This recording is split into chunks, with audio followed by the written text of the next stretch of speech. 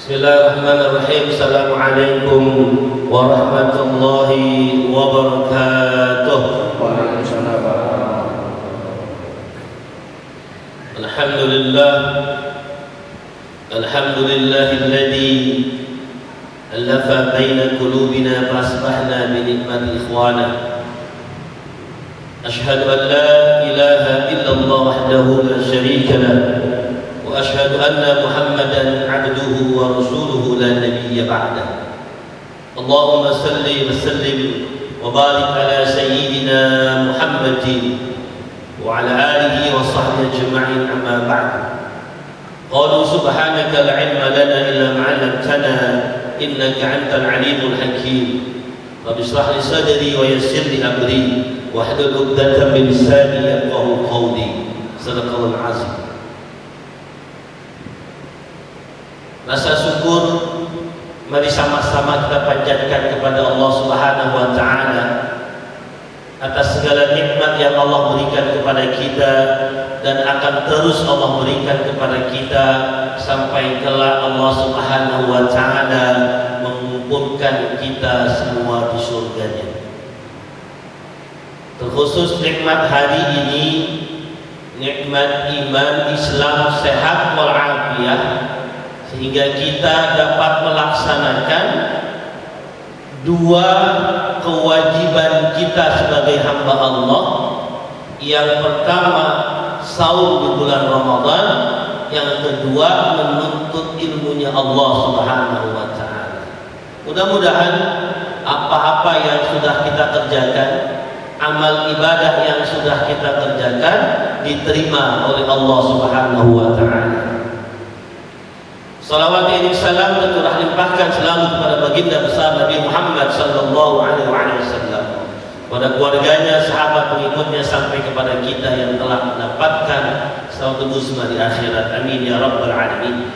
Yang sama-sama kita hormati, yang Allah muliakan segenap pengurus DKM Jami' Baitus Salam, para orang tua kami, para hujjah, para tokoh masyarakat, khusus ketua DKM Jami' Baitus Salam, khusus akhirnya Ustaz Asep yang mewakilkan saya bisa hadir di tempat ini.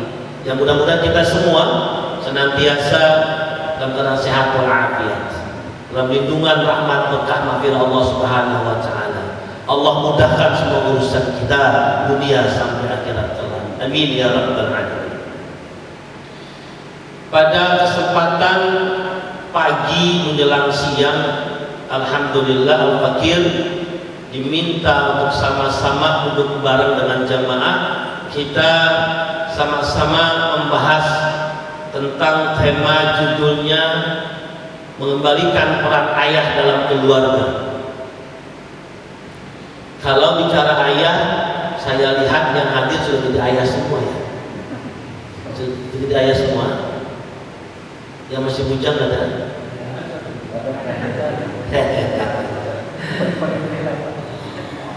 Saya melihat sudah menjadi ayah semuanya.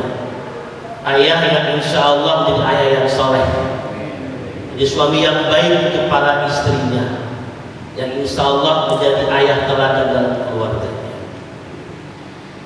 Kalau bicara ayah, a'udzubillahi minasyaitonirrajim. Bismillahirrahmanirrahim. Allah Subhanahu wa taala berfirman dalam surah At-Tahrim ayat 6. A'udzu billahi minasyaitonir rajim. Bismillahirrahmanirrahim.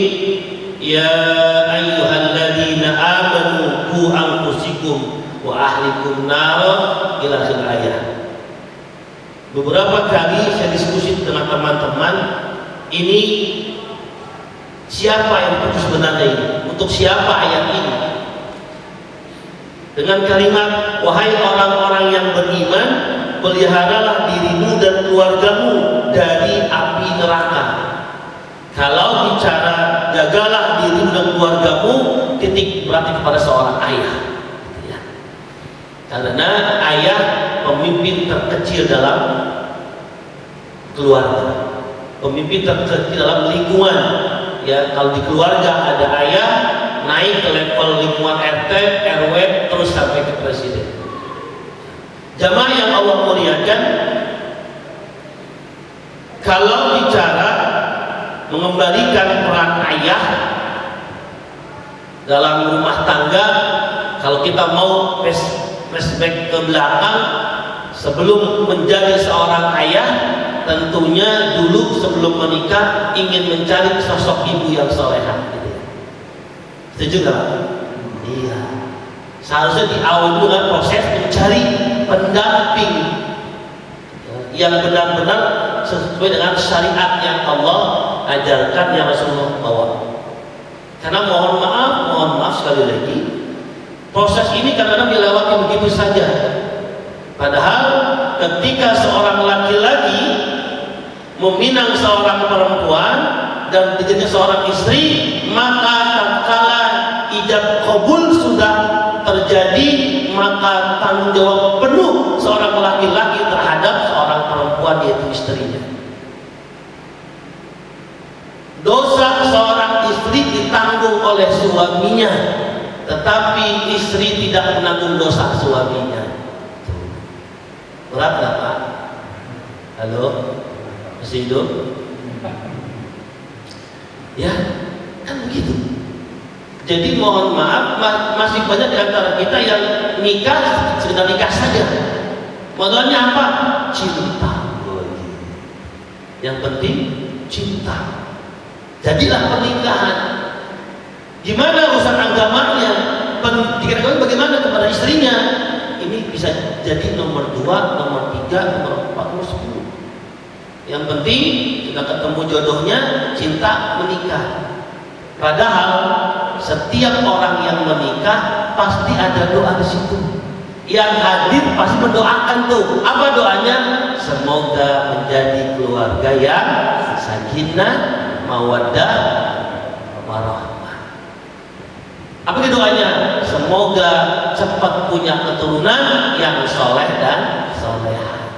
Kalau itu yang jadi doa, maka kudu syariatnya dilaksanakan.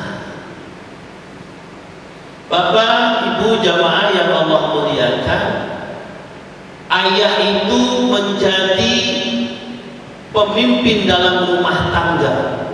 Kalau bicara kapal mungkin nahkoda begitu ya. Rumah tangga ini gimana pemimpinnya? Kalau pemimpinnya ngalor, ya semua ikut ngalor. Ngidul ikut ngidul, lurus ikut lurus, bengkok ikut bengkok. Tergantung bagaimana pemimpin dalam rumah tangga. Ini yang kadang-kadang terabaikan oleh kita sebagai laki-laki, sebagai suami, sebagai ayah. Yang penting, mohon maaf, yang penting saya sudah melaksanakan kewajiban saya sebagai suami, itu mencari nafkah, selesai sudah. Dicukupi istrinya, dicukupi anak-anaknya dengan kebutuhan dunia, namun terabaikan urusan akhirat. Begitu ya? Begitu enggak? Bukan bapak-bapak di sini, bukan para ayah di sini. Ayah di kampung sana, kampung sebelah, pindahan dari sini.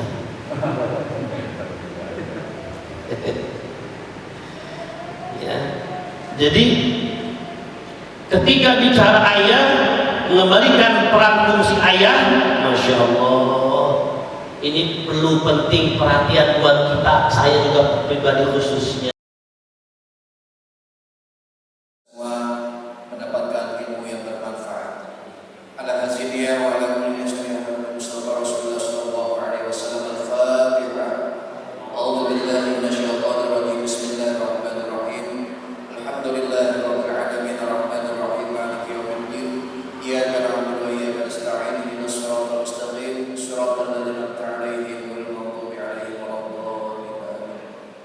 ويغفر لنا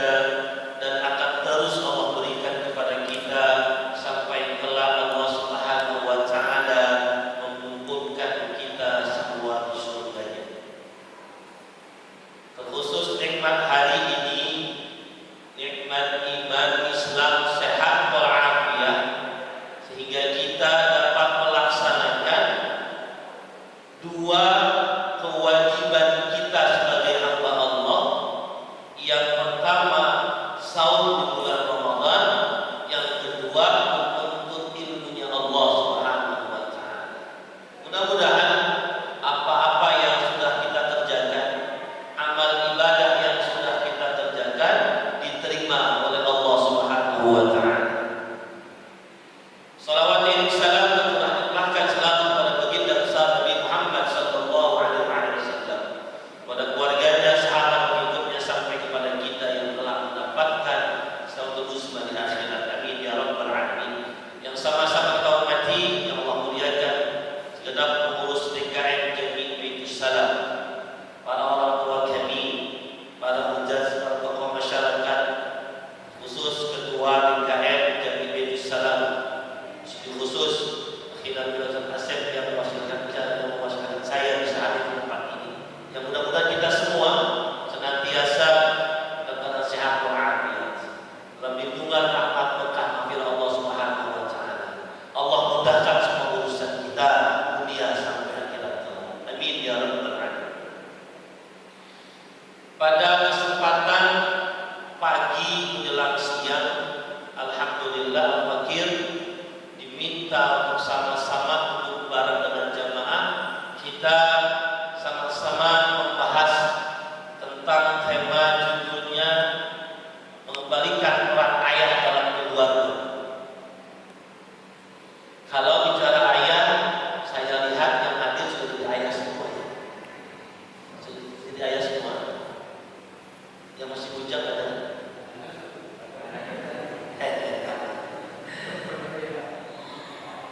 Saya melihat sudah menjadi ayah semuanya. Ayah yang insya Allah menjadi ayah yang soleh, menjadi suami yang baik untuk para istrinya, yang insya Allah menjadi ayah teladan dalam keluarga. Kalau bicara ayah, a'udzubillahi minasyaitonir rajim. Bismillahirrahmanirrahim. Allah Subhanahu wa taala berfirman dalam surah At-Tahrim ayat 6, a'udzubillahi minasyaitonir rajim. Bismillahirrahmanirrahim. Ya ayyuhalladzina amanu qu anfusakum wa ahlikum nara, ila akhir ayat. Beberapa kali saya diskusi dengan teman-teman, ini siapa yang itu sebenarnya ini? Untuk siapa ayat ini? Dengan kalimat, wahai orang-orang yang beriman, peliharalah dirimu dan keluargamu dari api neraka. Kalau bicara jagalah dirimu dan keluargamu, titik berarti kepada seorang ayah. Ya. Karena ayah pemimpin terkecil dalam keluarga, pemimpin terkecil dalam lingkungan. Ya, kalau di keluarga ada ayah, naik ke level lingkungan RT, RW, terus sampai ke presiden. Jamaah yang Allah muliakan, kalau bicara mengembalikan peran ayah dalam rumah tangga, kalau kita mau flashback ke belakang, sebelum menjadi seorang ayah, tentunya dulu sebelum menikah ingin mencari sosok ibu yang solehah. Setuju tak? Iya. Seharusnya di awal dengan proses mencari pendamping yang benar-benar sesuai dengan syariat yang Allah ajarkan, yang Rasulullah bawa. Karena mohon maaf sekali lagi, proses ini kadang-kadang dilewati begitu saja. Padahal ketika seorang laki-laki meminang seorang perempuan dan menjadi seorang istri, maka tatkala ijab kabul sudah terjadi, maka tanggung jawab penuh seorang laki-laki terhadap seorang perempuan, yaitu istrinya. Dosa seorang istri ditanggung oleh suaminya, tetapi istri tidak menanggung dosa suaminya. Berat kan Pak? Halo? Masih hidup? Ya, kan begitu. Jadi mohon maaf, masih banyak di antara kita yang nikah sekedar nikah saja.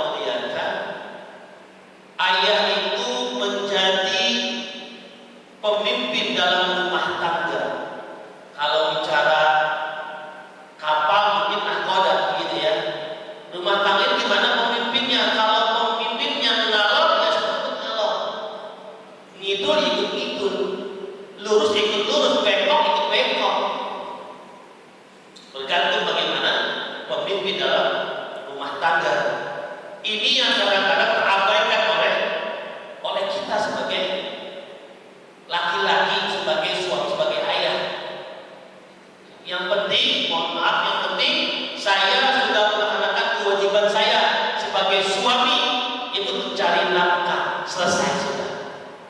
Dicukupi istrinya, dicukupi anak-anaknya dengan kebutuhan dunia, namun terabaikan urusan akhirat.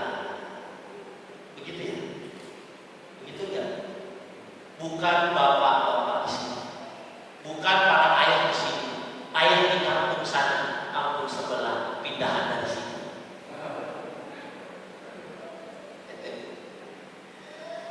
Ya. Jadi ketika bicara ayah, mengembalikan peran fungsi ayah, masya Allah, ini perlu penting perhatian buat kita, saya juga pribadi khususnya. Ya, masih banyak para ayah yang tadi saya bilang hanya mengedepankan urusan nafkah dan kewajiban, nafkah dunia, nafkah lahir, batinnya sedikit. Tadi yang saya katakan, dosa seorang istri ditanggung oleh suami, plus juga anak ditanggung oleh ayahnya.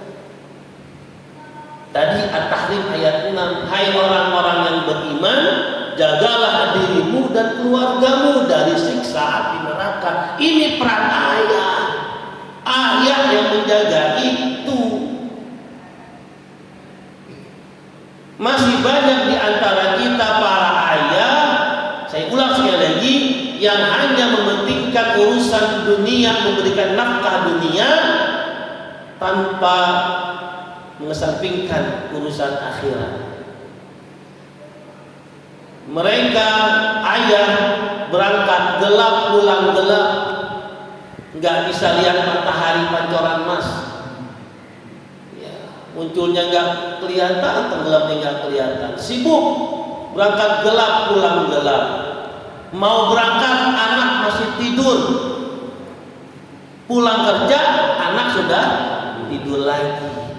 Bangun tidur, tidur lagi, nggak ketemu. Weekend, Sabtu Minggu, capek sudah. Kan begitu biasanya. Nah, oleh karena itu, ada hal yang menjadi penting buat kita sebagai ayah nih, sebagai ayah yang mohon maaf, mudah-mudahan ini menjadi renungan buat kita, ya. Bagaimana ayah itu menjadi tolak ukur bagaimana rumah tangga itu berjalan. Walaupun mohon maaf tidak menjamin seorang ayah yang soleh bisa menyolehkan rumah tangganya, membuat soleh istri dan anak-anaknya. Para nabi contohnya, ya, banyak para istri nabi yang membangkang, banyak anak nabi yang membangkang, semua karena Allah Subhanahu wa Ta'ala. Tapi kita berusaha menjadi ayah yang baik, menjadi ayah yang teladan untuk istri dan anak-anak kita. Apa kata Nabi? Ya, saya adalah ayah yang baik, yang paling baik kepada istri. Di contohnya kita sudah pasti Nabi Muhammad. Nah, jamaah yang Allah muliakan, ada tulisan yang sangat menarik yang saya akan sampaikan kepada jamaah sekalian. Mudah-mudahan kita menjadi sosok ayah yang sejati, yang peduli terhadap urusan pengasuhan anak, ya, istri dan anak. Yang pertama, jika memiliki anak sudah ngaku-ngaku jadi ayah, maka sama anehnya dengan orang yang punya bola ngaku-ngaku jadi pemain bola. Poin pertama, ya, ketika sudah punya anak ngaku-ngaku jadi ayah, sama dengan orang yang punya bola ngaku-ngaku pemain bola. Artinya apa? Ketika sudah menikah lalu punya anak, nih ayah. Ini ayah loh, Nak. Iya. Terus sudah ayah aja kan. Gimana pendidikan anaknya? Nah, ini sekali lagi ya yang perlu kita renungkan. Enggak sekedar ngaku-ngaku jadi ayah. Lalu yang kedua, ayah itu gelar untuk lelaki yang mau dan pandai mengasuh anak, bukan sekedar membuat anak. Penting nih, ya. Ayah itu gelar untuk lelaki yang mau dan pandai mengasuh anak, bukan sekedar membuat anak. Adakah di antara kita yang sampai hari ini anak kita dekat dengan kita? Ada nggak? Pak, halo? Ada nggak sampai hari ini anak kita yang dekat dengan kita, di sekitar kita ini ada yang dekat dengan kita? Atau bahkan jauh dengan kita? Saya ngalamin Pak, ya. Jadi saya di mana-mana, anak usia 3 tahun di rumah, bibi tadi begini, ibu begini, teman cerita tuh. Artinya apa? Kalau anak sudah begitu, berarti anak percaya sama ayahnya. Jangan sampai ayahnya pulang, assalamualaikum, diam itu anak. Assalamualaikum, diam aja anak. Bahkan sibuk dengan mainan sendiri. Nah, ayah pulang loh. Iya. Ada yang begitu Pak? Ada yang begitu? Ada yang begitu? Nah, ayah pulang loh. Iya, udah tahu loh. Pulang kan udah tahu. Nah, ya. Jadi ayah itu gelar untuk lelaki yang mau dan pandai mengasuh anak, bukan sekedar membuat anak. Lalu yang ketiga, jika ayah mau terlibat mengasuh anak bersama ibu, maka separuh permasalahan negeri itu teratasi. Masya Allah.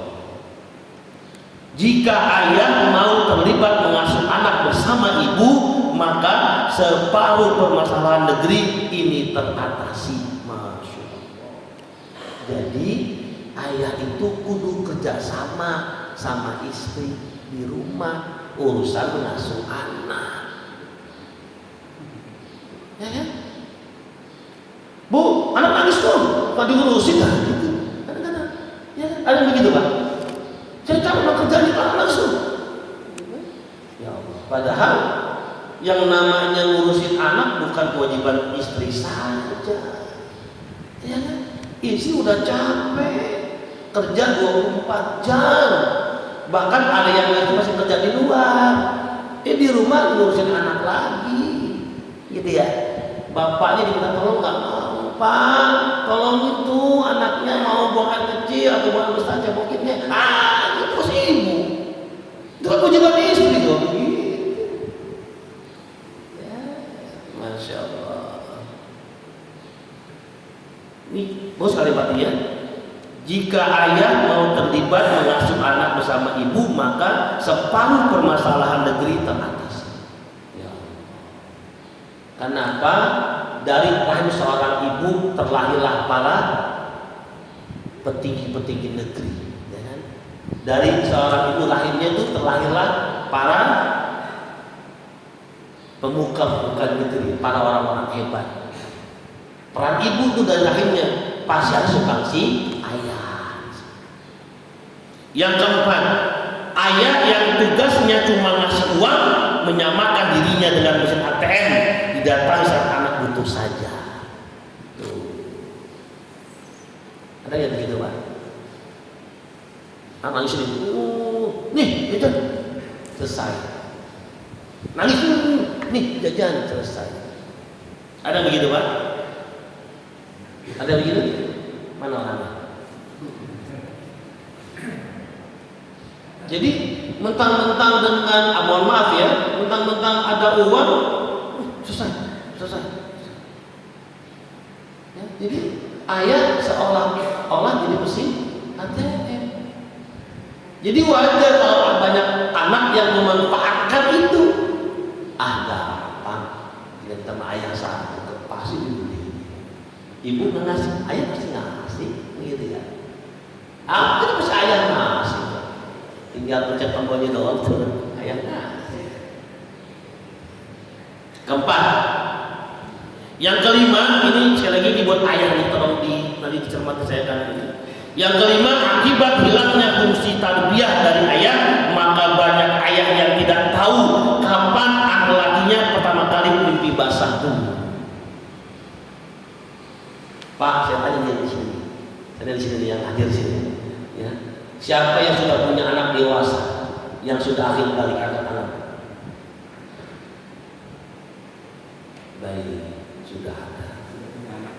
Oh. Berarti ada beberapa yang sudah anaknya sudah dewasa. Bapak tahu kapan anak bapak yang dewasa pertama kali mimpi basah? Pak, tahu? Anak ngomong apa? Ya nggak tahu lah, anak ngomong sama saya itu ya. Iya, masa saya mau nanya mana saya kan gitu. Itulah salah satu fungsi tarbiyah pendidikan ayah kepada anak, laki-laki khususnya. Tanya Pak, ya kan? Tanya. Jangan cuma nanya, nah saya belajar apa? Nah mau makan di mana? Nah mau pergi kemana? Tapi urusan begini pernah nggak nanya? Enggak ya Pak, malu ya Pak ya. Ya tiba-tiba anak kumisan, entah kapan mimpinya itu kumisan lain. Ini penting Pak ternyata. Ya, ini fungsi tarbiyah seorang ayah pada anak. Nanya urusan laki-laki urusannya kapan mimpi basahnya. Ini hampir semua ayah nggak tahu, ya kan? Hampir nggak tahu. Kenapa? Sibuk dengan urusannya masing-masing. Tahunya Pak ya, nah ini biar sekolah, ini buat jalan-jalan, ini buat kemana udah selesai. Gitu ya. Ini pentingnya Pak. Urusan nanya anak laki-laki sudah kapan membasah penting buat seorang ayah. Kenapa? Sejak dia sudah ketahuan kalau membasah, sudah akhir balik berarti sudah punya kewajiban urusan agama. Itu ya Pak. Jadi kalau Bapak saat ini yang sudah angkat tangan tadi, mulai nanti setelah ini pulang ke rumah tanya anaknya, ya, nak panggil, apa sih? Di sini, bisikin telinganya, Bapak sentuh, dibahas dulu, gitu. Bahasa apa sih ya gitu kan? Dibahas gitu. Mimpi enak apaan sih ya gitu. Ada anak yang malu pas ada anak yang malu, ada orang tua yang malu-malu gitu. Jadi sekali lagi Masya Allah, urusan mimpi basah aja penting buat seorang ayah, mimpi basah. Saya pernah bilang ke saya punya istri, nih tahu nggak murid kamu yang SMP yang sudah datang bulan perempuan siapa saja? Tahu saya nih, karena mereka ada yang ngobrol ke saya. Sejak kapan aku sudah menstruasi? Itu ternyata penting buat kita. Itu. Selanjutnya, sementara anak dituntut sholat subuh padahal dia dalam keadaan junub, sholatnya tidak sah. Di mana tanggung jawab ayah? Nah, ini nih. Karena kita nggak tahu kapan anak kita mimpi basahnya, kita bilang, nah sholat subuh. Udah subuh nih, padahal anaknya junub. Mau ngomong malu, gitu kan ya. Mau sholat nggak sah kan begitu. Nah sholat apa? Ayah sholat nih, diam lah gitu. Serba salah gitu. Nah penting jadi itu. Di mana ayahnya ditanya lagi gitu berarti. Ya kan? Nah, ini penting, Masya Allah. Ya mudah-mudahan sekali lagi kita menjadi ayah yang benar-benar teladan buat keluarga kita. Lanjut. Jika ada anak durhaka, tentu ada juga ayah durhaka. Jika ada anak durhaka, tentu ada juga ayah durhaka. Ini istilah dari Umar bin Khattab. Jika ada anak durhaka, ternyata ada juga ayah yang durhaka. Kok bisa gitu ya Pak? Kan nggak ada seperti ini. Anak durhaka ada, ayah durhaka enggak ada. Mana ada ayah durhaka? Ada nggak Pak? Ada nggak? Ayah durhaka ada nggak Pak? Ternyata ada Pak. Ini istilah dari Umar, tapi ternyata ada kejadian kalau dikoreksi kalau saya salah di zaman Rasulullah ada. Jadi ada seorang anak yang ngadu pada Umar bin Khattab ya, di zaman Umar bin Khattab ada anak yang ngadu, wahai Amirul Mukminin, ya saya punya ayah durhaka. Kamu bingung loh, sembarangan loh, mana ayahnya, panggil ayahnya, duduk bareng. Wahai orang tua, wahai ayah, ini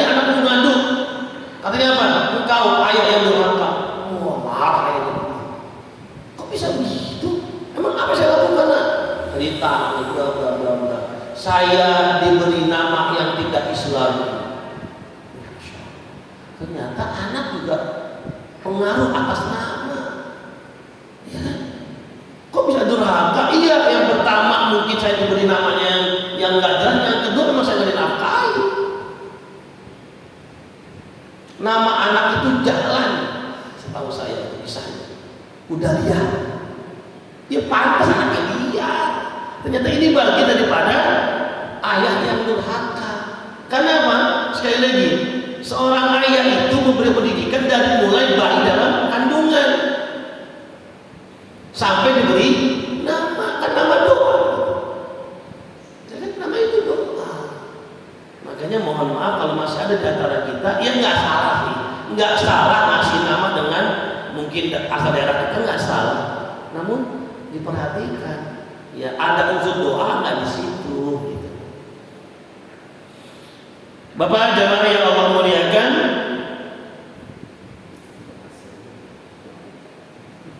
yang selanjutnya ayah durhaka. Nah, ini keterangannya nih. Ayah durhaka bukan yang bisa dikutuk jadi batu oleh anaknya, tetapi ayah yang menuntut anaknya soleh dan solehah, namun tak memberikan hak anak di masa kecilnya. Tuh, ya. Ini penjelasan dulu. Ya. Ayah yang durhaka bukan yang bisa dikutuk jadi batu oleh anaknya, tetapi ayah yang menuntut anaknya soleh tapi tidak memberikan kesolehan kepada anak-anak. Contoh kesolehan di kampung saya itu. Nah, azan sholat maghrib masjid sholat. Ayah, kamu capek pulang kerja, kamu aja dulu. Jadi nyuruh anaknya ke masjid, bapaknya nggak ke masjid.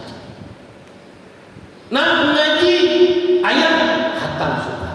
Kamu kan belum ngaji. Ya, jadi meminta anak kita soleh, tetapi tidak didahului dengan kesolehan kita sebagai seorang ayah. Ini hati-hati juga ini, karena banyak anak sekarang itu banyak bisa ngelawannya. Ayah, sholat enggak ke masjid? Kok dulu ayah sekolah? Ayah ke masjid. Ayah ngaji enggak? Mana saya suruh ngaji. Nah, ini hati-hati yang sekarang begitu, Pak. Ya, jadi anak orang tua yang durhaka itu, ayah durhaka itu bukan ayah yang bisa dikutuk batu oleh anak, tapi enggak, tapi ayah yang selalu nuntut anaknya soleh, nuntut anak bisa ngaji, tapi ayahnya nggak pernah ngaji. Mohon maaf nih, istilah kamu saya begini, biar dia saya orang tua bodoh, nah ini catat. Biar dia saya ayahnya yang bisa ngaji, anaknya jadi anak ngaji Quran, salah kan?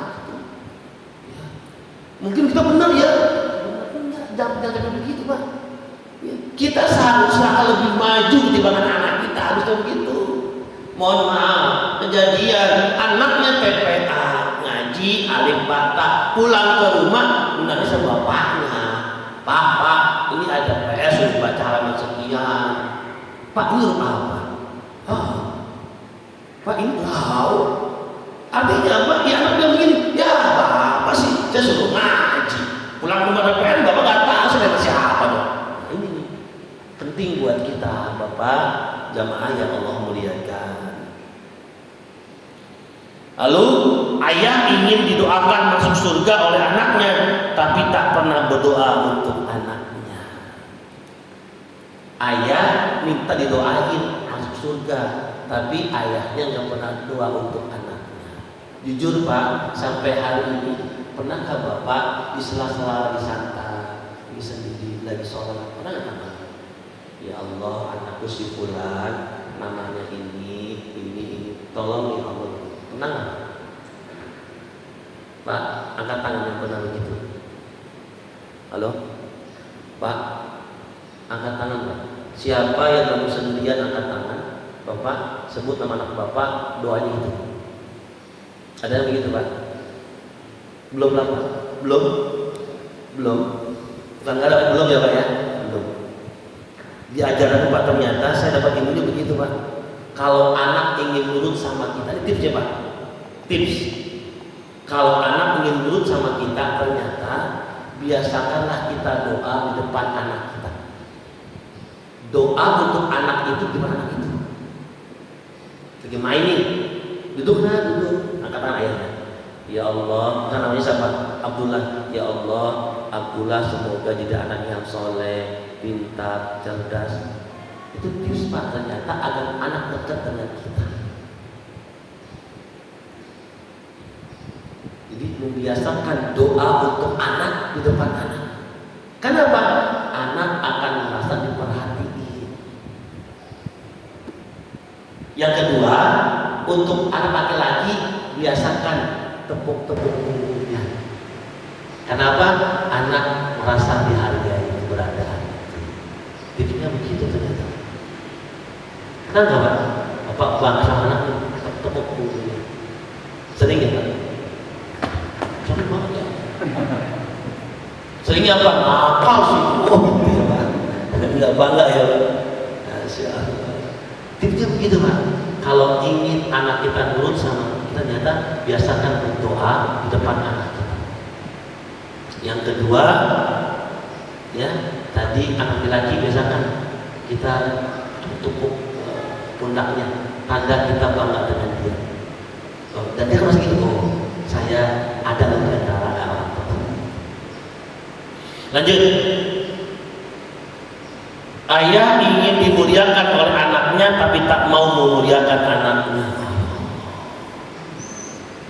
Ya, orang tua ayah ingin dimuliakan tetapi dia tidak pernah memuliakan anaknya, tak mau memuliakan anaknya. Apa bahasa memuliakan anaknya? Mengangkat derajat anaknya, kadang-kadang kita kan nggak bangga ya. Ini contoh. Jadi mengenai mengurus seorang anak, jadi ada kisah seorang ayah, ada keluarga kecil. Ini kisahnya menarik banget. Ini ada keluarga kecil yang ayahnya super sibuk ayahnya, ibunya hanya di rumah tangga saja. Anaknya satu laki-laki, sekolah di sekolah yang favorit, semuanya terpenuhi. Suatu ketika kata anaknya pulang dari sekolah, Bu, ada surat dari sekolah, tolong dibaca. Oh ternyata ada Father's Day, hari untuk ayah di sekolah. Apa kata anaknya? Bu, tolong dong ayah datang ke sekolah saya, karena selama saya sekolah ayah gak pernah mau datang ke sekolah saya. Yaudah, nanti bilang ayah. Ayahnya pulang kerja, duduk bersama dengan baik oleh ibu dan anak-anaknya, kasih minum, baru bilang, ayah udah istirahat. Sudah, kenapa?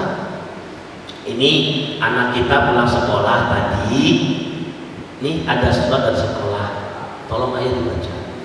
Baca ayah. Ada apa nih? Nggak bisa, ayah sibuk. Nggak bisa. Dibaca sama aja. Ya tolong, please, tolong. Sekali datang saja. Datang anaknya. Iya, tolong dong. Kan saya pengen seperti ayah-ayah anak yang lain, ayahnya datang ke sekolah. Nggak bisa, ayah sibuk. Kan ayah bekerja untuk kamu. Ayah kerja buat kamu agar kamu bisa sekolah tempat yang bagus, yang baik, yang mewah. Kurang apa ya? Kan ada ibu kamu, itu sama aja. Apa kata istrinya? Ya, sekali saja. Tolonglah, ini anak dipenuhi. Ayahnya dengan malas, ya, nanti aja. Jatuh pada hari-harinya, anak berangkatnya di sebuah gedung yang mewah. Ternyata di situ hari bagaimana setiap anak mempertontonkan kebisaan yang dia bisa di sekolah yang diajarkan. Ini kisah kita pernah dengar, saya ulang lagi bagaimana memuliakan anak. Panggil MC-nya guru, Aminah, maju, bisa apa? Aminah bisa nyanyi. Oh, tepuk tangan. Semua ayah, itu ayah hadir begitu, semuanya bangga. Kata ayahnya Aminah, tuh anak saya, itu anak saya, oh anak bapak juga bangga semuanya. Maju lagi, siapa namanya? Hidayat, maju, bisa semuanya udah tampil. Tinggallah anak ayah ini nih, terakhir tampil, maju ke depan. Ahmad maju. Kalau Ahmad melihat di kursi tempat ayah tuh, nggak melihat ayahnya datang. Dia lihat ayahku nggak datang, bener orangnya. Dia lihat sedih, dia, ya Allah, bener-bener ayah nggak datang. Ya udah deh, jadi mulai. Namun ada guru Ahmad menampilkan apa?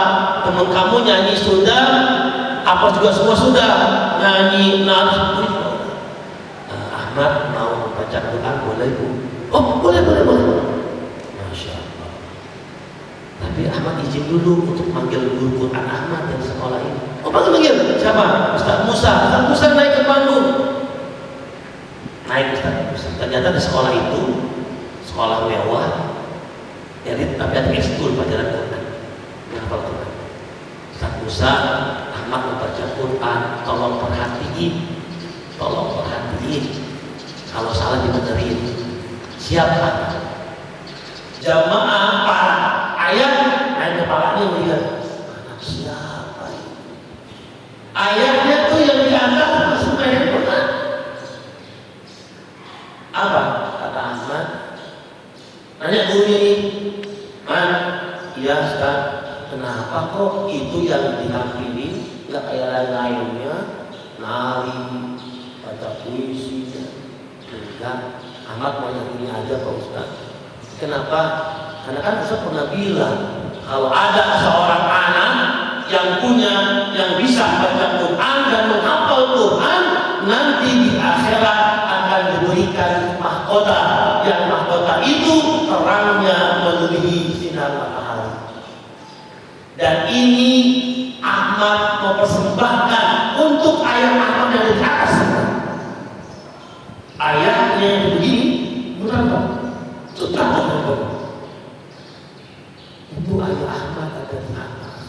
Ayahnya yang tadi sibuk dengan nama yang disebutin oleh anaknya, berdebar, jatuh, lari ke bawah, meluk tuh anaknya. Nangis sesukukan. Apa saya? Ahmad, maafin ayah. Selama ini ayah pikir dengan kebutuhan kamu terpenuhi, sudah cukup bagi ayah kewajiban seorang ayah. Bapak dan yang Allah muliakan, ya, kita pengen si orang tua dimuliakan. Kadang kita lupa memuliakan seorang anak. Bapak dan yang Allah muliakan, jadi seorang ayah itu bagaikan nahkoda. Bagaimana untuk kapal itu mau berjalan, bagaimana seorang ayah. Jemaah yang Allah muliakan, yang terakhir mungkin dari saya tentang ayah, ini menjadi penting buat kita.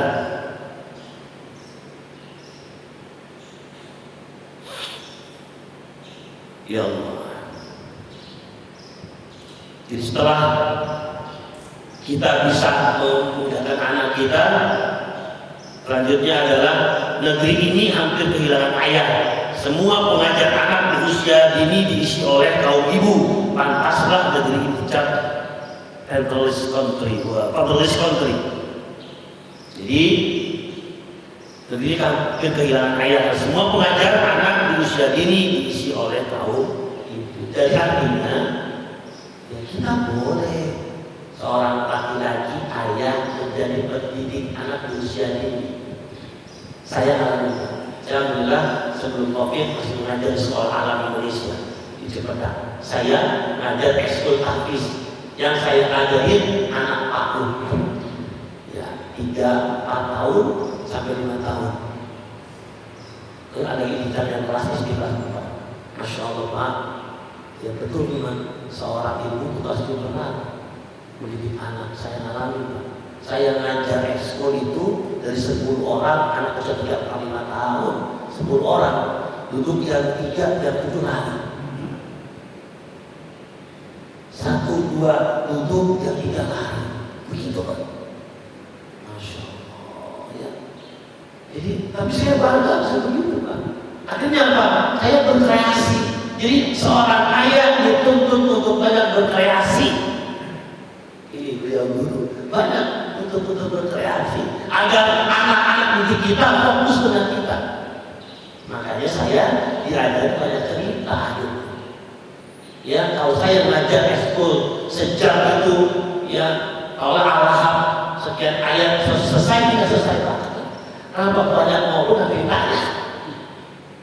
Ayo nanti ikuti, coba. Yang itu saya tahu. Bismillahirrahmanirrahim. Tabbat yada. Kamu ikutin. Kamu? Ya udah. Jadi seharusnya kelar itu nggak apa-apa. Jadi kita punya peran penting mendidik anak. Ternyata nggak sekedar begitu Pak. Ternyata menggendong anak pun itu penting buat kita Pak. Sampai hari ini yang masih punya anak balita, siapa yang menggendong anaknya? Masih kuat ya Pak? Kuat ya Pak ya? Kalau gendong ibunya apa ya Pak? Ternyata begitu Pak. Ya. Jadi posisi-posisi guru anak usia dini banyak dipegang oleh perempuan. Bukan lagi nggak mampu, bukan nggak mau lagi, tapi nggak mau. Apa ribet? Itu tadi. Saya bertanya 5 tahun, alhamdulillah. Ternyata saya hanya diri ke orang tua mereka. Selesai ngajar kan, orang kan, saya bilang ibu, mohon maaf ya, kalau saya ngajar begini. Nggak apa-apa Pak Sofyan, anak senang kok. Kenapa? Sebelum belajar, Sofyan cerita. Habis cerita, belajar. Habis belajar, diajak belajar dari ini. Ternyata benar-benar seorang laki-laki, baik dalam rumah tangga ataupun di tempat dia dimanapun, harus pintar-pintar banyak berkreasi. Kenapa? Dikatakan seorang anak itu akan merasa dihargai oleh seorang ayah apabila ayah pun mau menghargai apa yang dimiliki. Ketika melarang pun melarang dengan hal yang tidak menyakiti, yang tidak mempunyai takut bahkan. Ayah beli es dong, sakit. Sudah dia sakit dia benar. Es krim jangan sakit sebenarnya. Ketika kita memang mungkin nggak mau anak kita beli es krim, bahasanya sepeda, ya tidak? Nah, jangan es krim dulu ya, boleh? Jangan juga cerita. Nanti ujungnya juga kan? Ya, jadi sekali lagi bagaimana kita seorang ayah tidak hanya sekedar memenuhi kebutuhan lahir saja, namun batin sangat penting. Karena sekali lagi seorang ayah menanggung dosa keluarganya, istri dan anak-anak. Ketika ada seorang istri yang keluar rumah tidak menutup auratnya, dosa suami. Ketika seorang anak yang sudah dewasa, laki maupun perempuan, keluar rumah tidak tutup auratnya, sama jadi dosa ayah. Karena mohon maaf sekali lagi, sampai hari ini pun masih banyak para ayah yang bilang, saya yang penting sudah kasih nafkah, terpenuhi urusan rumah tangga, selesai sudah. Urusan istri mau keluar pakai hot pen, pakai utensil itu amat, usah dia. Ya, hati-hati Pak, hati-hati. Sekali lagi seorang laki-laki ini ya sudah tidak kabul, semuanya tanggung jawab kita dunia sampai akhirat.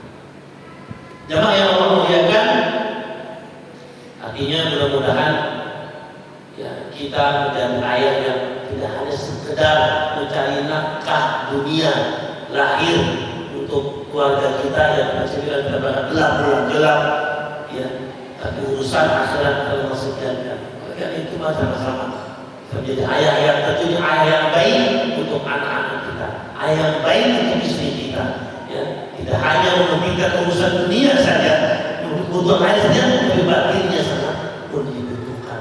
Karena ketika anak kita angkat tangan kita orang tua, Rabbighfirli wa walidayya, masya Allah, senang banget Pak. Kan ada orang mengatakan bahwa buah jatuh nggak jauh dari pohonnya, ya kan? Buah jatuh nggak jauh dari pohonnya, kecuali itu buah di bawah surga. Ya. Jadi artinya kalau ingin anak kita soleh atau soleha, jadikan diri kita orang tua ayah menjadi ayah yang soleh terlebih dahulu. Dan momentum Ramadan ini sangat tepat Pak. Saya tanya, ada nggak bapak yang pada siang hari ini bisa makan bareng waktu pagi dengan keluarga? Ada nggak? Jarang kan? Nggak pernah. Nah, Ramadan ini menjadi saat yang tepat untuk sama-sama duduk bareng, santap sahur, sambil membahas apa yang terjadi dalam rumah tangga. Itu penting banget. Ya. Sekali lagi, ayah itu adalah contoh cerminan buat anak-anak. Ya, anak akan menjadi dekat kepada seorang ayah kalau ayah benar-benar dengan hati pendekatannya kepada seorang anak. Ya, dan pun ayah bisa bekerja sama dengan ibu atau istri di rumah. Nah, sekali lagi, tanggung ayah dunia sampai akhirat. Ya, kalau dunianya kita pengen baik, perbaiki urusan dunia kita. Pengen baik akhirat kita, perbaiki urusan akhirat kita. Jelas Pak? Insya Allah ya. Terus sekali lagi, kita menjadi ayah yang teladan untuk keluarga kita. Jangan sampai terakhir saya ada kesempatan juga Pak. Saya punya teman guru SD Islam. Dia pernah diskus begini. Tapi ya, saya pernah menemukan anak murid saya tulis surat buat saya. Begitu. Apa isinya? Assalamualaikum warahmatullahi wabarakatuh. Pak guru yang saya hormati, yang saya sayangi, saya pengen banget ayah saya seperti Pak guru. Kalimat itu lontar dari seorang anak. Kan tadi guru. Panggilan tuh anak.